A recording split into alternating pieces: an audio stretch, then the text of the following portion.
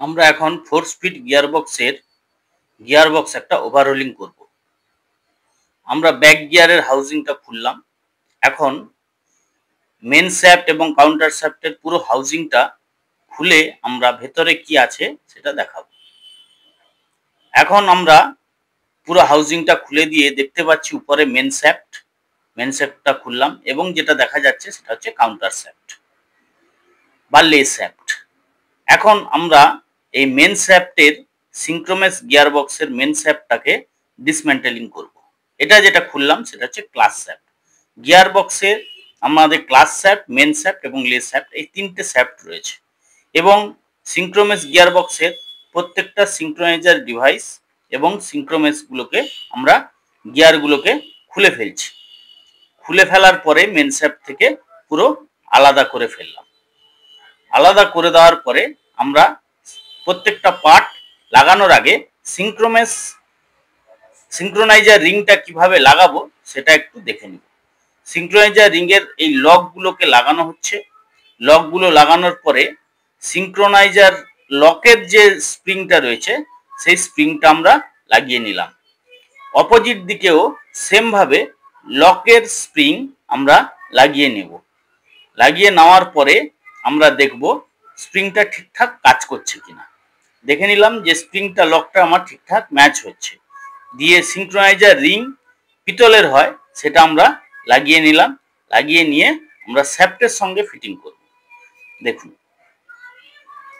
শ্যাফটের সঙ্গে ফিটিং করার পরে গিয়ারটা ম্যাচ হয়েছে কিনা ভালো করে চেক করে নিলাম।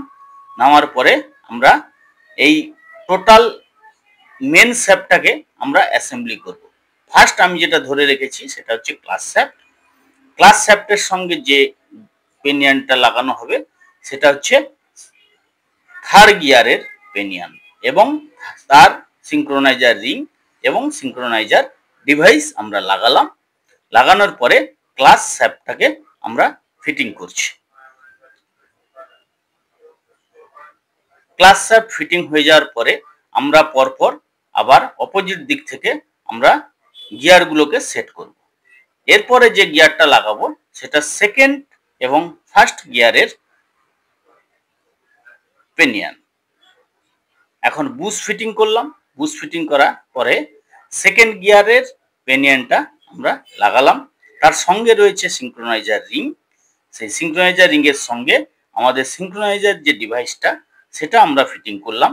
ফিটিং করে ভালো করে সেট করিয়ে নিলাম। তারপরে ফার্স্ট গিয়ারের সিঙ্ক্রোনাইজার রিং এবং ফার্স্ট গিয়ারের ডিভাইসটা আমরা বসাবো।